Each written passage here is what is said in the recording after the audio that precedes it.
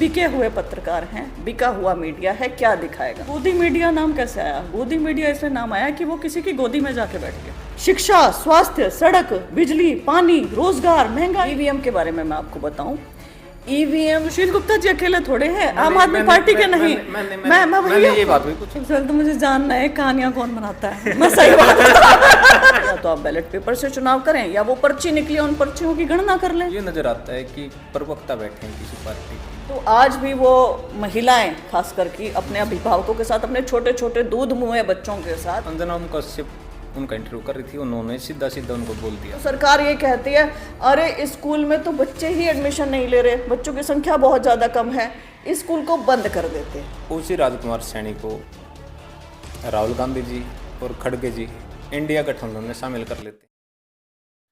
चढ़ता हरियाणा देखने वाले सारे प्यारे दर्शकों ने सोनू अजय बेनीवाल की प्यार भरी मीठी मीठी राम राम।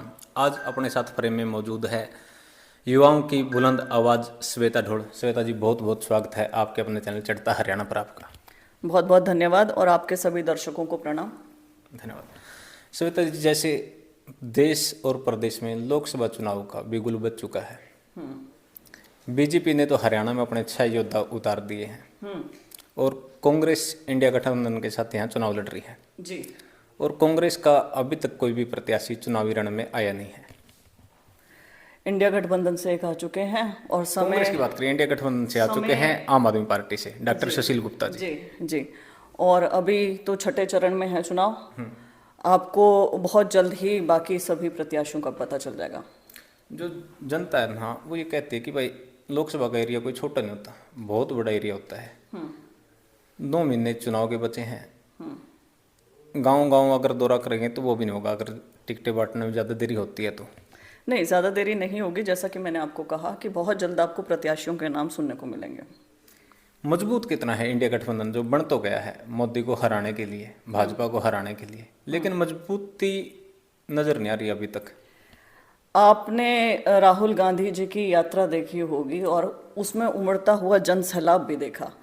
जन भावना आप देखिए कि जन भावना कैसी है। जन भावना भाजपा के खिलाफ है और जो ये इंडिया गठबंधन है ये भी भाजपा की दंभी क्रूर नीतियों के विरुद्ध एक ताकत बनी है।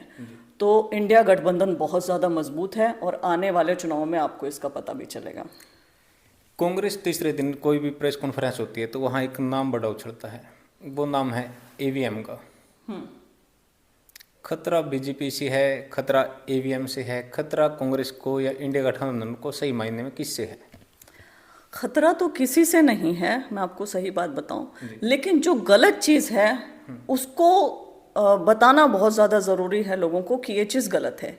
ईवीएम के बारे में मैं आपको बताऊं, ईवीएम को बनाती है भारत इलेक्ट्रॉनिक्स लिमिटेड, बेल करके कंपनी है, वो बनाती है। उसके 4 इंडिपेंडेंट डायरेक्टर्स भाजपा से हैं। तो जहां डायरेक्टर ही भाजपा से हो तो उसका सिक्योरिटी कोड, सिक्योरिटी चिप क्या उन्हें नहीं मालूम होगा? क्या वो नहीं क्रैक कर सकते हैं? ये बड़ा सीधा सा और साफ सिंपल सा सवाल है। दूसरी चीज़ कि जब भी ईवीएम का बटन दबाते हैं एक वीवीपैट करके पर्ची होती है, वो निकलती है। हमारा केवल इतना कहना है कि या तो आप बैलेट पेपर से चुनाव करें या वो पर्ची निकली उन पर्चियों की गणना कर लें, उसमें साफ पता चल जाएगा। धोखेबाजी से प्रॉब्लम है हमें कि जो धोखाधड़ी, ये धोखेबाजी, जालसाजी करके ये जो चीज़ें कर रहे हैं वो ना करें। प्रजातंत्र की भावना को जिंदा रहने दें। ये देश प्रजातांत्रिक देश है, ये देश है ऐसा जहां लोगों का राज है। अब लोग बटन दबा रहे हैं कांग्रेस का, लेकिन कुछ और नीचे कुछ और है, कुछ और निकल रहा है, तो ऑब्वियसली देश की भावना को तो लगेगा अरे यहाँ पे जितनी जनसंख्या उनका भावना तो ये थी, वोटर्स की भावना तो ये थी, ये फलाना पार्टी कैसे जीत गई।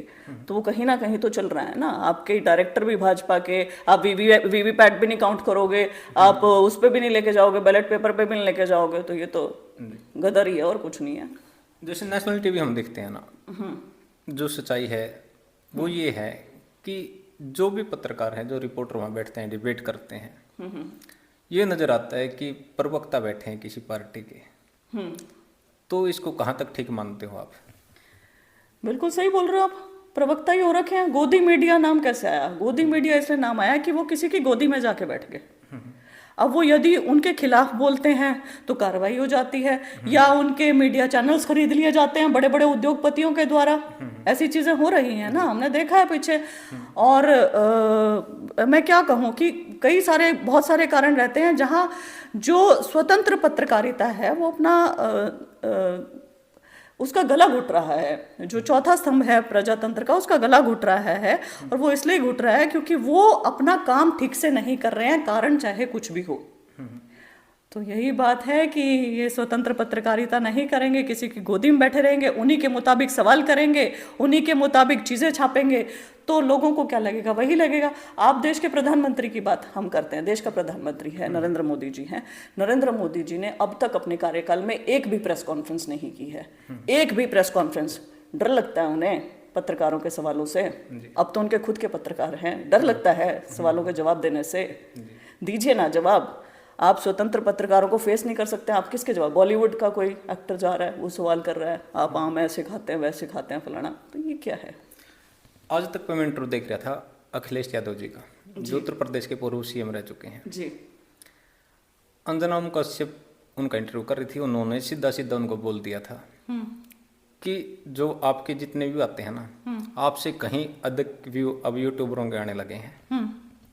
हाँ, तो वो ठीक बोल रहे हैं, क्योंकि देखिए हम चैनल पे वो देख रहे हैं जो पहले से हमें पता है कि क्या होगा।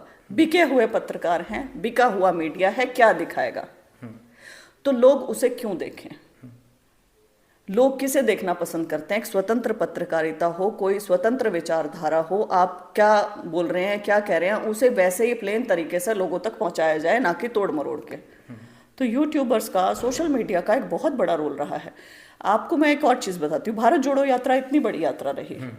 अब राहुल गांधी जी ने अभी दोबारा यात्रा निकाली, कितनी बड़ी यात्रा रही। आप ओपीएस का आंदोलन देखें, कितना बड़ा आंदोलन रहा। आप किसानों का आंदोलन देखें, कितना बड़ा आंदोलन रहा, लेकिन ये मेन स्ट्रीम मीडिया से गायब रहा।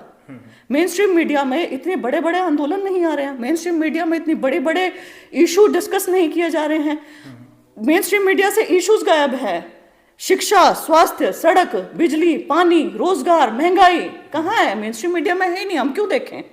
ये मुद्दे कौन उठा रहा है? लोकल लेवल पे जाके यूट्यूबर्स उठा रहे हैं, सोशल मीडिया पर उठ रहे हैं, इसलिए वहां पर फोकस हो रहा है, वहां जा रहे हैं। कुरुक्षेत्र लोकसभा के लोगों की जो दिल तमन्ना थी ना, वो ये थी कि भाई जो ये टिकट है ये कांग्रेस के खाते में आनी चाहिए थी। मैं तो घूमता रहता हूँ, जनता के बीच में रहता हूँ, तो मैंने पूछा भाई इंडिया गठबंधन है, आम आदमी पार्टी के बाटे में आ गई तो क्या दिक्कत है? नहीं, दिक्कत कुछ नहीं है, अगर उनके बाटे में आ गई तो वो एक अलग मैटर है, लेकिन अगर मजबूती देखी जाए तो वो कांग्रेस की थी। फिर मैं ये भी पूछ लेता हूँ कि भाई कांग्रेस की मजबूती कैसी थी? कहते हैं कि यहाँ से चौधरी रणदीप सिंह सुरजेवाला जी हैं, बड़े दिग्गज नेता हैं। अशोक अरोड़ा जी हैं, बड़े दिग्गज नेता हैं। चौधरी दिल्लूराम बाजीगर जी बड़े दिग्गज नेता हैं। चौधरी जयप्रकाश जी बड़े दिग्गज नेता हैं। और आप जैसे क्लैथ में तो बहुत से दिग्गज हैं कांग्रेस के आजकल। तो क्या जोर नहीं लगाया जो एसआर के आपका ग्रुप है कि भाई ये टिकट कांग्रेस के पाले में आई, और जो आपका एसआर के ग्रुप है वो अपनी ताकत दिखाई? सवाल भी घुमा फिरा के पूछ रहे हैं। आपका एसआर के ग्रुप, मेरी कांग्रेस, पहली बात। दूसरी, आपने कहा कि कांग्रेस यहाँ से लड़ती है, अभी भी तो कांग्रेस लड़ रही है। ये तो लोगों को मैं आपके चैनल के माध्यम से कहना चाहूंगी कि सुशील गुप्ता जी आम आदमी पार्टी के नहीं, कांग्रेस के भी उतने ही बड़े दावेदार और उम्मीदवार हैं। कल की घटना है जी, लाठीचार्ज हो जाता है, नायब सैनी जी की कोठिया घेराव करने के लिए आम आदमी पार्टी और उनके कार्यकर्ता जाते हैं। गठबंधन बड़ा मजबूत बताया जा रहा है, तो कोई कांग्रेस का झंडा वहाँ दूर दूर तक नजर नहीं आता, इतनी भीड़ में भी।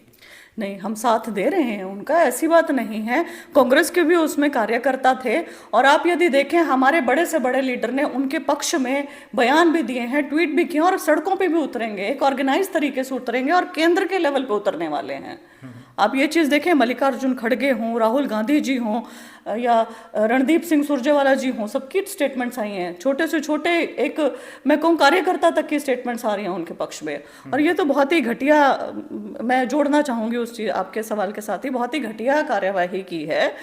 ये जो हमारे देश के प्रधानमंत्री हैं, जिन्हें पता नहीं तरह तरह की संज्ञाएं दी जाती हैं, वो खुद ही संज्ञाएं सोशल मीडिया के माध्यम से फैलाते हैं। मुझे तो नहीं पता कि आम इंसान उन्हें ऐसे बोलता है, नहीं बोलता है। ये डरपोक हैं, ये एक ऐसी कार्यवाही है जो इंसान भय में होता है ना, बहुत ज़्यादा भय में होता है, वो भय के कारण करे। क्योंकि ऐन चुनावों के मौके पर किसी सिटिंग सीएम को अरेस्ट कर लेना, ऐन चुनावों के मौके पर मुख्य विपक्षी पार्टी कांग्रेस के सभी खाते फ्रीज कर देना, ऐन चुनाव के मौके पर ऐसी कार्यवाही करना, वो चंदा वसूली के ऊपर सवालों के जवाब देने पड़ जाते हैं, इलेक्टोरल बॉन्ड्स आप सबको पता होगा, तो उससे ध्यान हटाने की कार्यवाही, ये इतनी घटिया हरकतें हैं जिसकी कोई हद नहीं। यदि आप एक अपने आप को शेर कहते हो, योद्धा कहते हो और पता नहीं कुछ भी कहते हो, तो सम्मानजनक एक लड़ाई होती है कि ढंग से मैदान में उतर के लड़िए। आप यदि उनको सरकारी तंत्र की ताकत का मिसयूज करके यहाँ वहां हटाएंगे और फिर शेर की तरह अकेले चलेंगे, तो वो शेर नहीं होता, वो गीदड़ होता है। जैसे आपने बात बोली कि भाई इंडिया गठबंधन है जो वो बड़े दिलों का गठबंधन है, लेकिन उसकी वैलिडिटी का आपको ही पता है।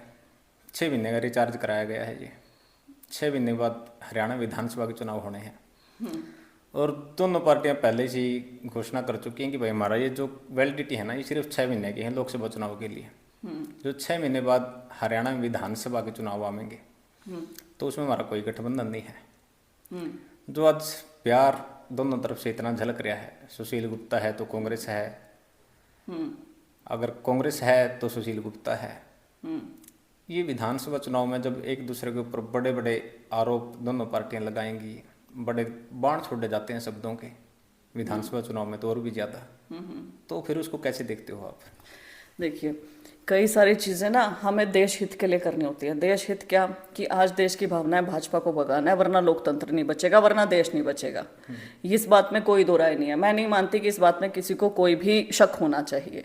तो उसके लिए क्या करना होगा, जब भी एक बुरी ताकत होती है, उस बुरी ताकत को भगाने के लिए सभी अच्छी ताकतों को एक साथ हाथ मिलाना पड़ता है और उसको भगाना होता है लोकतंत्र को बचाने के लिए। क्योंकि लोकतंत्र ये नहीं, हमारे जो पूर्वज हैं जो स्वतंत्रता संग्राम में हमारे देश को आज़ादी दिला के लाए हैं, उन्होंने ये चीज़ डाली है।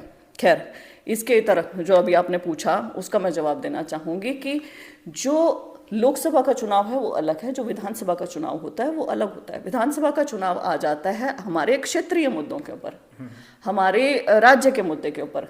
राज्य में सरकार है भाजपा की।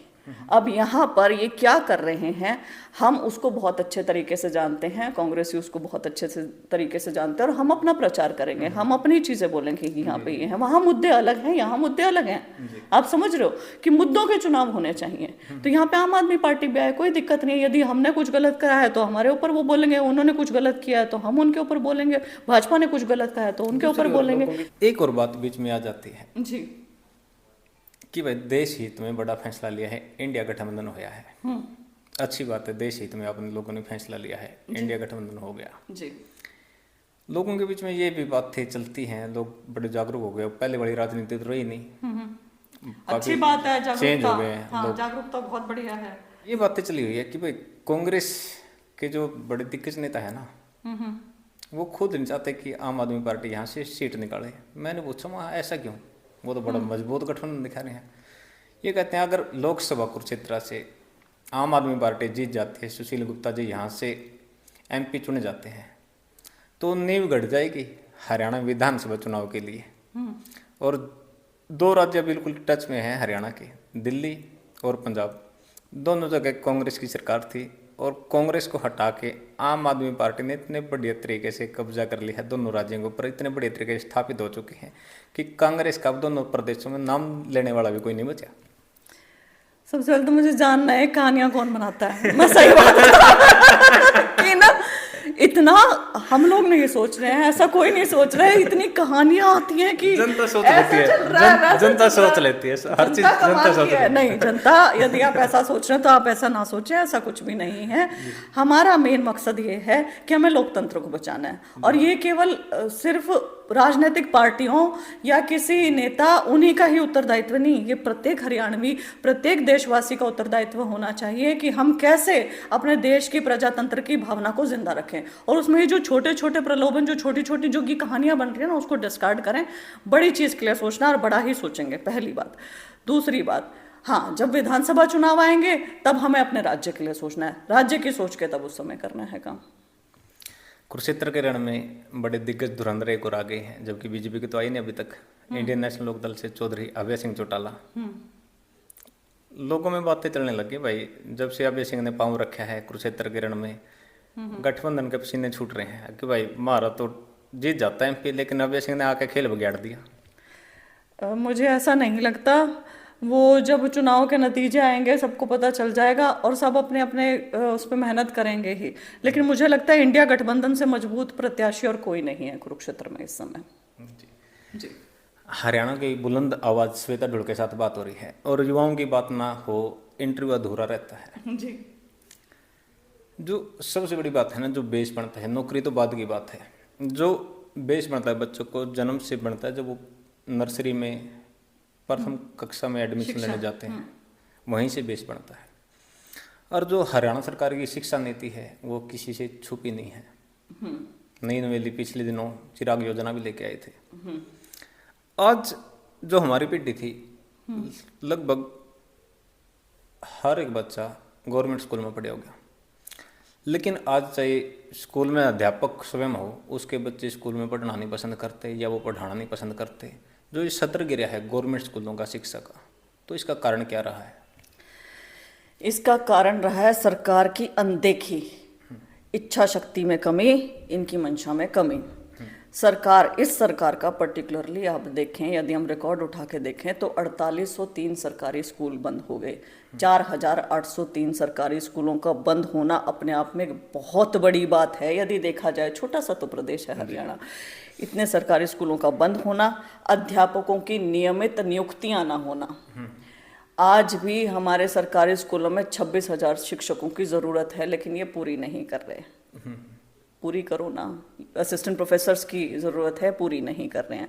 शिक्षक बेचारे आज की डेट में, अभी की बात मैं करूं, टीजीटी की 7,471 पोस्टों के ऊपर नियुक्तियां होनी है। नियुक्तियां ये कर सकते हैं, रिजल्ट ये दे सकते हैं, दे नहीं रहे हैं जानबूझकर, क्योंकि विधानसभा के लिए शायद उनका रिजल्ट रखा हुआ कि आगे ये चुनाव के टाइम पे देते हैं। तो आज भी वो महिलाएं खास करके अपने अभिभावकों के साथ, अपने छोटे छोटे दूध मुँहे बच्चों के साथ HSSC के दफ्तर के सामने आंदोलनरत हैं। वहां पर ही दिन रात खुले आसमान के नीचे, धूप में, रात की सर्दी में वहीं पर ही हैं, डेरा डाले बैठे हुए हैं।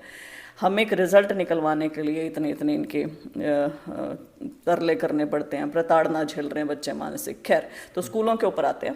स्कूलों की दयनीय स्थिति बनाई गई है। ये सरकार उद्योगपतियों की सरकार है।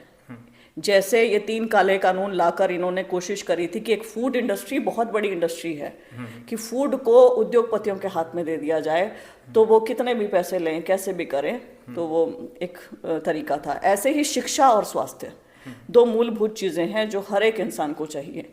अब होना तो ये चाहिए कि शिक्षा और स्वास्थ्य का स्टैंडर्ड इतना ज़्यादा बढ़ा दें, आधुनिकरण इतना अच्छा कर दें कि अमीर का बच्चा, गरीब का बच्चा एक ही जगह पढ़ रहा है और सबको एक ही जैसी स्वास्थ्य सुविधाएं मिल रही है। लेकिन ये क्या कर रहे हैं कि उसको धीरे धीरे खत्म करने की कोशिश कर रहे हैं। चिराग योजना उसी का ही पार्ट था। चिराग योजना क्या था कि आपके बच्चे की प्राइवेट की फीस सरकार भरेगी। हाँ। अरे प्राइवेट की फीस तो सरकार भर देगी, लेकिन हमारे तो ऐसे भी घर हैं, ऐसे भी बच्चे हैं जो स्कूल यूनिफॉर्म नहीं अफोर्ड कर सकते, जो किताबें, पेंसिल, कॉपी ये नहीं अफोर्ड कर सकते। क्या करेंगे वो बच्चे, और कितने समय तक आप दोगे?